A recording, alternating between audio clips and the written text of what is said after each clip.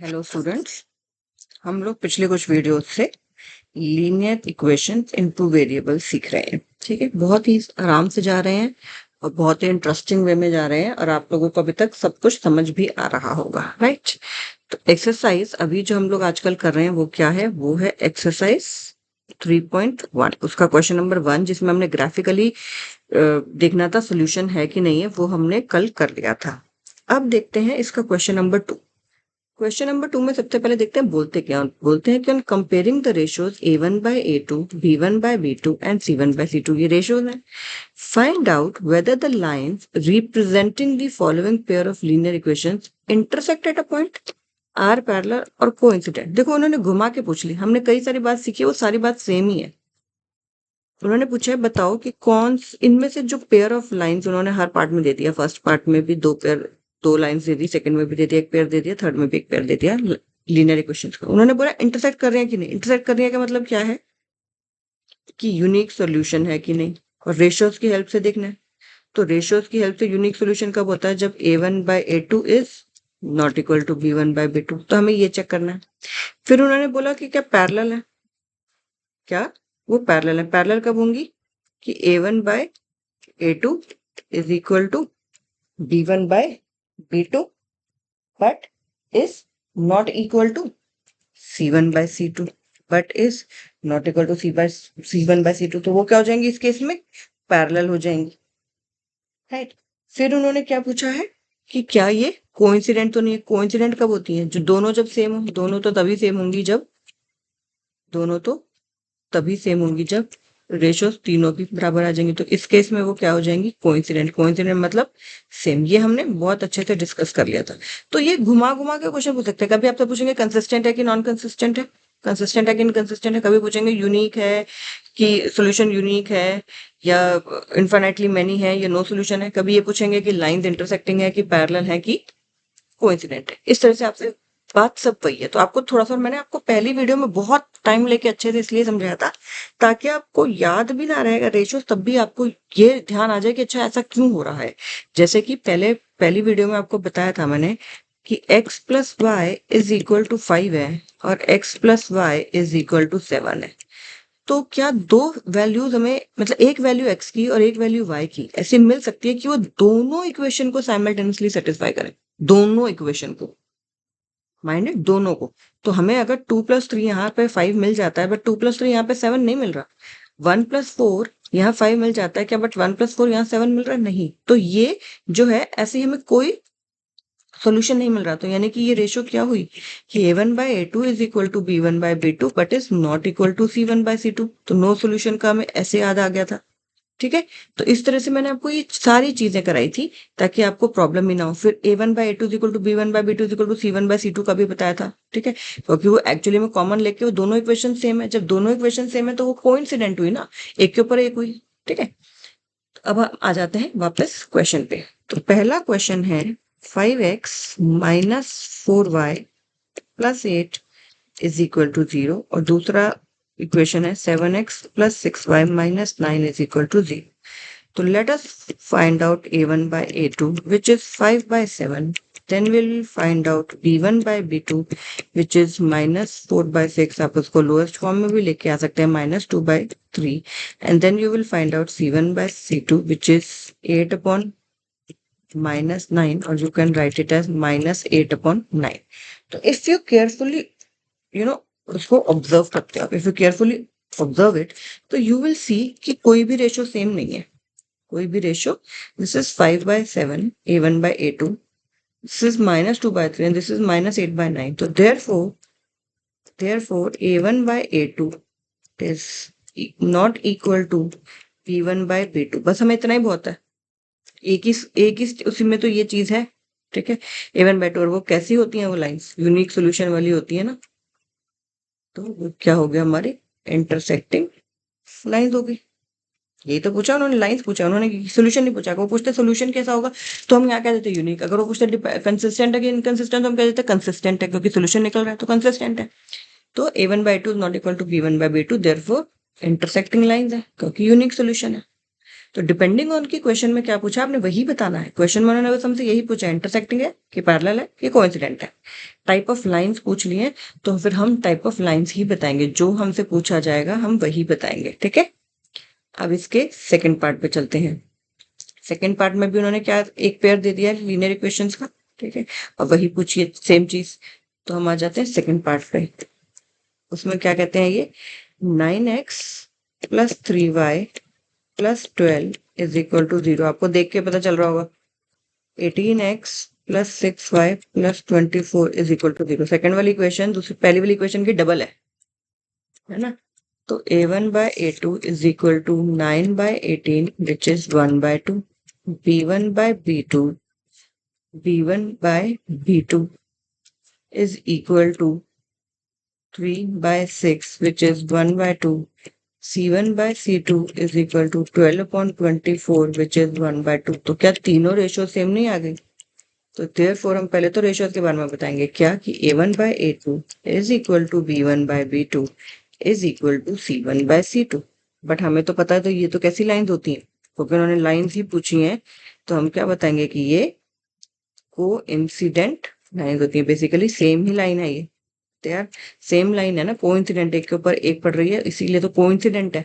तो ये इस इक्वेशन को और इस इक्वेशन को अगर कंपेयर करोगे तो ये दोनों एक्चुअली में सेम ही इक्वेशन है। तो इसलिए हमने क्या बोला, और हमारे पास रेशो आ गई। हमें तो रेशो से उन्होंने बोला कि रेशो देख के बताओ a1 by 2 की, b1 by b2 की और c1 by c2 की। तो हमने a1 by a2 निकाल लिया, हमने b1 by b2 निकाल लिया और हमने c1 by c2 निकाल लिया, और फिर बता दिया कि किस तरह के हैं, क्योंकि तीनों रेशोज इक्वल हैं। तो हमने बोल दिया कि ये कोइंसिडेंट लाइंस है। क्या है ये? कोइंसिडेंट लाइंस, ठीक है।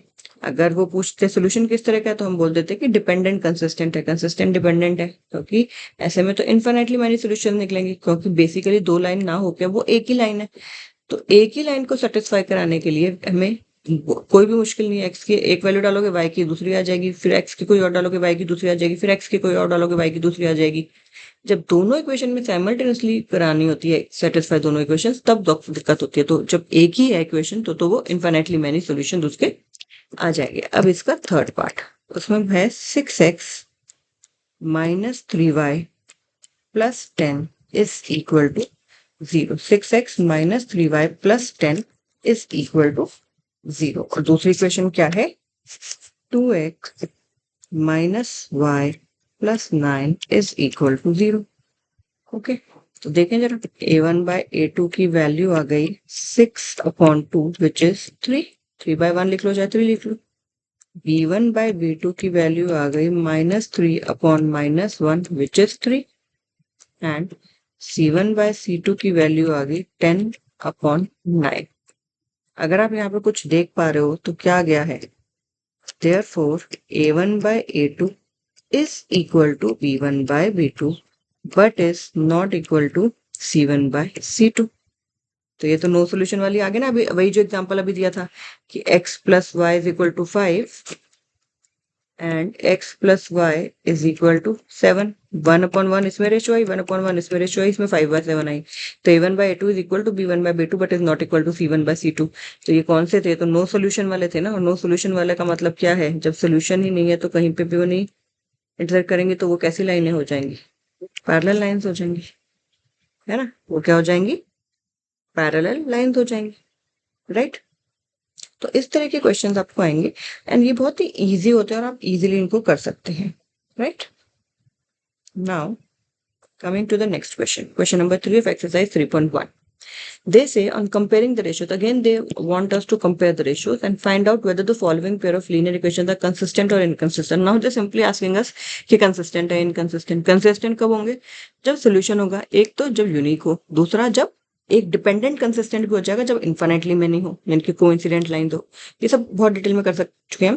और इनकंसिस्टेंट कब होगा, जब नो सोल्यूशन हो। इनकंसिस्टेंट कब होगा, जब नो सोल्यूशन हो, ठीक है। नो सोल्यूशन कब होता है, a1 by a2 equal to b1 by b2 but is not equal to c1 by c2। इसमें होता है हमारा इनकंसिस्टेंट, क्योंकि नो सोल्यूशन होता है इनकंसिस्टेंट।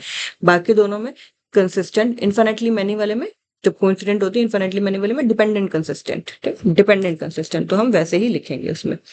तो अब इसके फर्स्ट पार्ट पे आ जाते हैं। Let us come to its first part. वो कहते हैं कि 3x प्लस 2y, और रेशो कंपेयर करके ही बोला है, तो हमारा तो काम ही बहुत आसान है।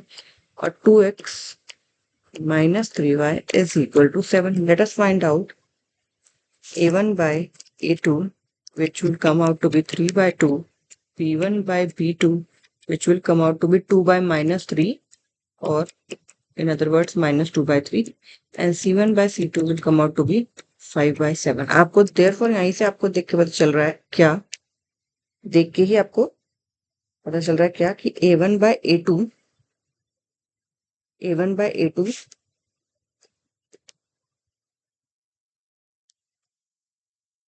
is not equal to 3x plus 2y, 2x minus 3y, 3 by 2, 2 by 3, हाँ ठीक है, तो इक्वल नहीं है,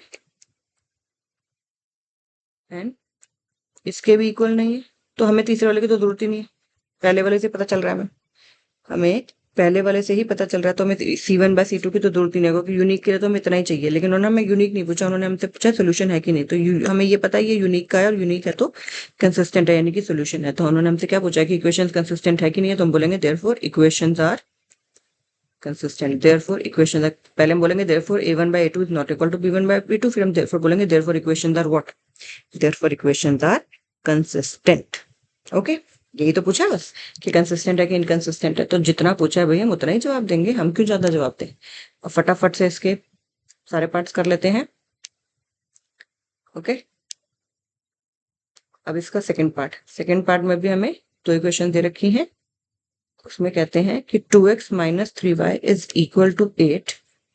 सेकंड पार्ट ये वाला, 2x minus 3y is equal to 8 and 4x minus 6y is equal to 9। देख के पता चल रहा होगा आपको, a1 by a2 2 by 4 यानी कि 1 by 2, b1 by b2 यानी कि minus 3 by minus 6 1 by 2, and c1 by c2 is equal to 8/9।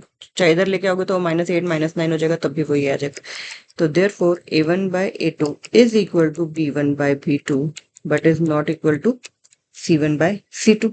तो ये वाले तो किस तरह के होते हैं, जहां पे a1 by a2 होता है which is equal to b1 by b2 but is not equal to c1 by c2।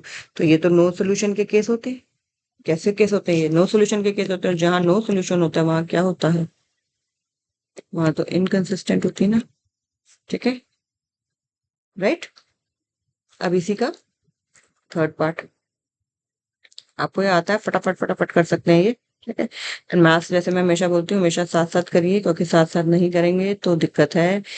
Pen आपका नोटबुक पे चलता रहे, आपको तभी समझ आता रहेगा साथ साथ। थर्ड पार्ट देखते हैं, 3 by 2x plus 5 by 3y is equal to 7, 9x minus 10y is equal to 40। यही है। तो a1 by a2, पहले आप चाहो तो इस इन इक्वेशन को सिंप्लीफाई भी कर सकते हो, लेकिन मैं डायरेक्टली कर रही हूँ। तो a1 हो गया 3 by 2 और डिवाइडेड बाय 9 है तो ये नीचे ही आ जाएगा, डिवाइडेड बाय 9 है तो ये क्या आ जाएगा, ये नीचे आ जाएगा। 3 से 3 वन दा 3, 3 3 दा 9, ये आ गया 1 by 6। b1 by b2 5 by 3 divided by -10, तो ये आ जाएगा -1 by 6, 5 to the 10 कट के, एंड c1 by c2 आ गया 7 by 14 यानी कि 1 by 2। ठीक है, क्या तीनों देख लियो आपने, तो आपको क्या सिर्फ आपको तो पहले दो से ही यहाँ पे पता चल गया कि not equal to b1 by b2, not equal to b1 by b2 अगर आ गया तो आपको पता है कि ये तो यूनिक सॉल्यूशन वाली बात आ गई। देयरफॉर आप क्या बोलोगे, देयरफॉर इक्वेशंस क्या है, देयरफॉर आप बोलोगे equations are consistent, therefore equations are consistent, इतनी सी बात बोलोगे, है ना। तो रेशियो निकालना कोई मुश्किल नहीं है, इजीली आप निकाल सकते हैं। और अगर आपको रट्टे मारने की जगह आपको समझ आया, जैसे हमने पहली वीडियो में समझ के किया है, ठीक है, तो आप कभी नहीं भूलोगे। ठीक है, अगर आप समझ के करोगे तो आप उस चीज को कभी भी नहीं भूलोगे कि कंसिस्टेंट है कि नॉन कंसिस्टेंट है, things like those. Okay, fourth part इसका, 5x minus 3y is equal to 11, minus का 10x प्लस का 6y is equal to minus का 22। तो a1 by a2 is equal to 5 upon minus 10, which is minus 1 by 2. B1 by B2 is equal to minus 3 upon 6, which is equal to minus 1 by 2. C1 by C2 is equal to 11 upon minus 22, which is minus 1 by 2. So therefore A1 by A2 is equal to B1 by B2 is equal to C1 by C2. क्या तीनों ratio same नहीं है? Can you easily tell कि तीनों की तीनों ratios same है कि नहीं है? तो अगर तीनों रेशियो सेम होती हैं तो वो क्या होती है? वो डिपेंडेंट कंसिस्टेंट होती है ना? वो क्या होती हैं? वो डिपेंडेंट कंसिस्टेंट होती हैं। वही आप चीज लिख देंगे यहाँ पे, ठीक है। जब बेसिकली तीनों रेशियो सेम होती हैं तो वो क्या हो गई? इनफाइनाइटली मेनी सॉल्यूशन आ गए, ठीक है ना। वो क्या आ गए? Infinitely many solution. तो डिपेंडेंट कंसिस्टेंट हो गई। क्या हो गई? वो डिपेंडेंट कंसिस्टेंट। अब इसका इस क्वेश्चन नंबर 3 का लास्ट वाला पार्ट हम देख लेते हैं।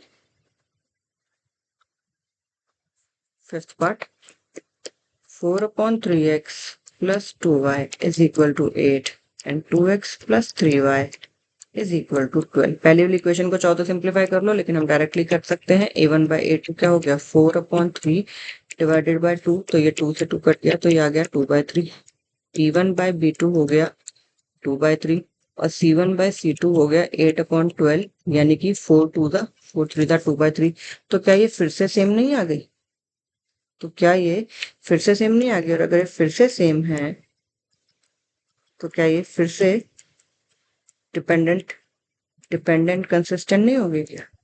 तो कोई क्वेश्चन क्या हो गई? डिपेंडेंट कंसिस्टेंट हो गई, है ना। डिपेंडेंट कंसिस्टेंट हो गई। तो इस तरह के बड़े सिंपल सिंपल से क्वेश्चन आएंगे जो कि आप इजीली आप इनको कर पाएंगे, राइट। तो आगे हम कल करेंगे। And keep revising and keep do watch, keep watching and do share the channel with your friends also. Okay, bye, take care.